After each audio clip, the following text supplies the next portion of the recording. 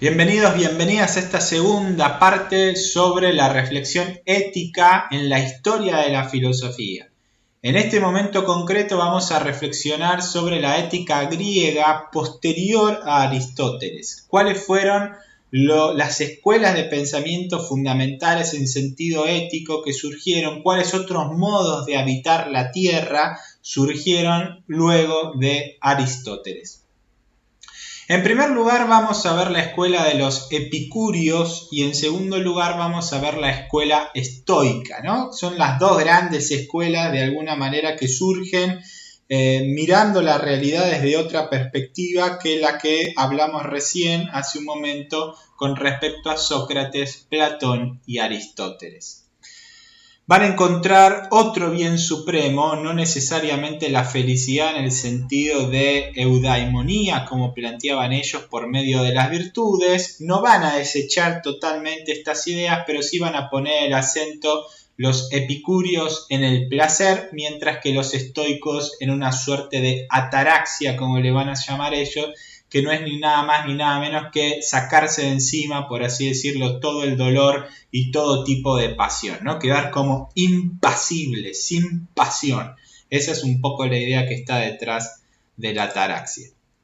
Entonces, paralelamente a las éuticas eudaimonistas, que buscaban la felicidad por medio de la virtud, surgieron otros modos de responder la pregunta por lo que debe hacer o no debe hacer el ser humano, cómo debe habitar la tierra, cómo no debe habitarla para poder llegar a su propia plenitud.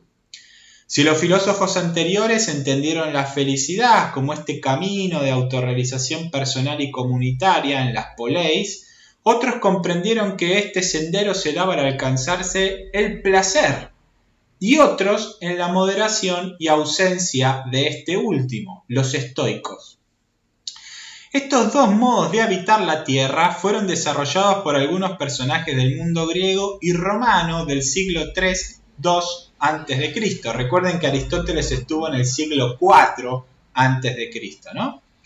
El epicureísmo surgió con un marcado acento hedonista. De hecho, en griego la palabra hedoné significa placer, ¿no? De ahí hedonismo o hedonista, porque justamente es aquel que busca el placer.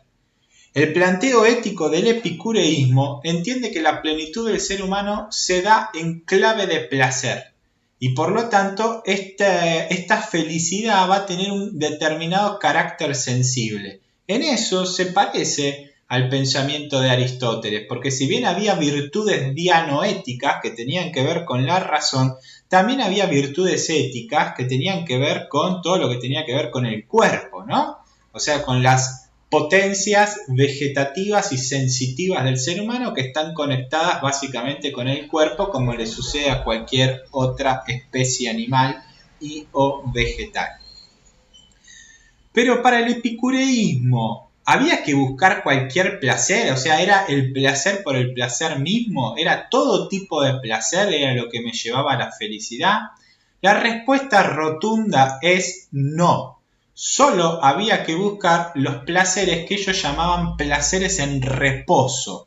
Es decir, los placeres que nos ofrecía básicamente, que ofrecía la misma naturaleza. Y los placeres llamados espirituales, que son aquellos que surgen de la amistad, de la ataraxia y de la aponía o tranquilidad del cuerpo. Básicamente había que buscar entonces dos tipos de placeres: los placeres en reposo, que son aquellos que te brinda la naturaleza por sí misma, y los placeres espirituales que surgen de la amistad, de la ataraxia en el sentido de ser impasibles, no dejarse, como templados podríamos decir, y la aponía, es decir, que la tranquilidad del cuerpo. Entonces no es cualquier placer por cualquier placer mismo, porque por ejemplo comer de más a una comida muy rica te puede generar un malestar, entonces el placer se te termina transformando en contra. Hay una suerte de moderación en el placer, ¿no? Está implícita esa idea por más que no se vea a grandes rasgos. De todas maneras, si uno presta atención a nuestro tiempo actual, la influencia de este pensamiento ético también está presente Digo, aunque de forma un poco desvirtuada, porque ya no considera esta idea que les decía antes de una moderación en el placer, sino que ahora es el placer por el placer mismo en toda su extensión. De hecho, hoy en día se habla de que hay prácticas hedonistas o corrientes hedonistas, ¿no? De hecho, la sensibilidad parecería ser el criterio de evaluación de lo que es bueno o de lo que es malo. Entonces, si impacta, si genera sensaciones, es bueno, si nos da una suerte de impasibilidad, no nos mueve a hacer nada, entonces tendemos a evaluar la cosa como mala.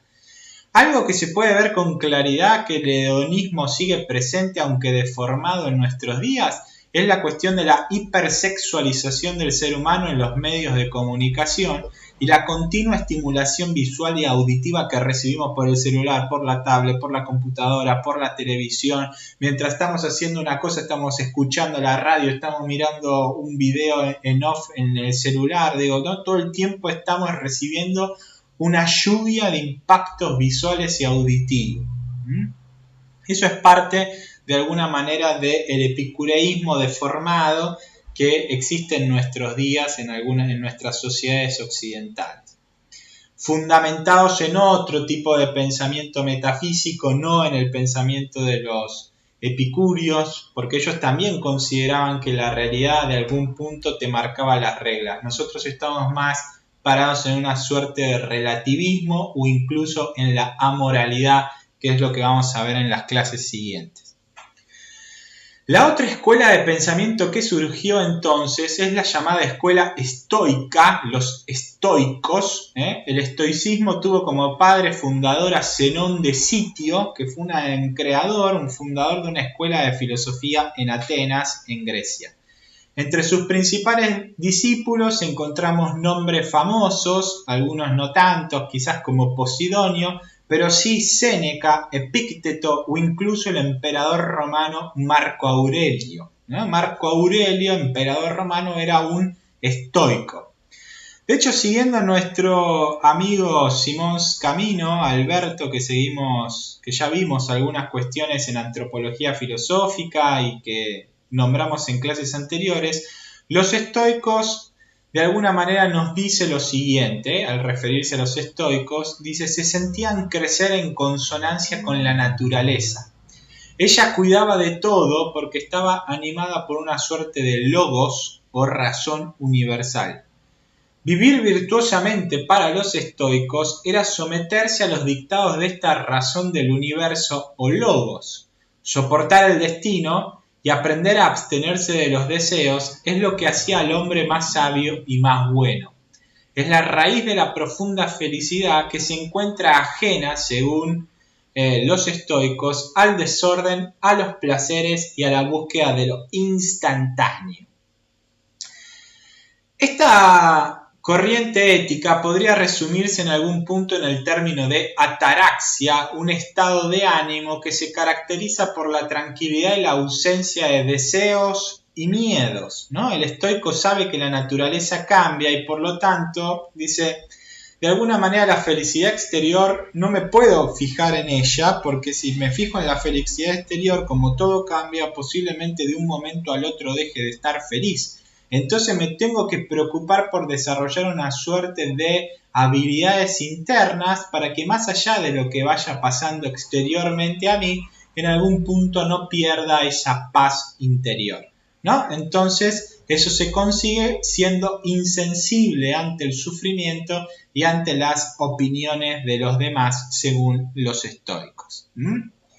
En conclusión, más allá de las diferencias que tiene el epicureísmo y el estoicismo, estas corrientes nos muestran que la realidad es la que marca qué se debe hacer y qué no se debe hacer. Este es un pensamiento clave que estuvo en los presocráticos, en Sócrates, Platón y Aristóteles, y ahora que seguimos viendo en los epicúreos y en los estoicos. Porque esto es un paradigma, diría Thomas Kuhn, de la antigüedad, ¿no? Es la realidad misma la que en algún punto nos determina qué es lo que debemos y qué es lo que no debemos hacer para ser plenos o autorrealizados.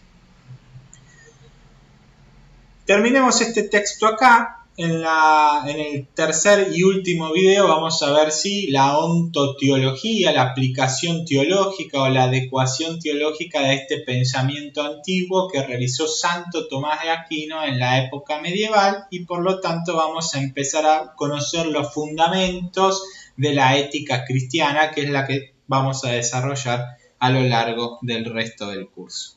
Entonces paremos el video acá y en el próximo desarrollemos la última parte de la clase.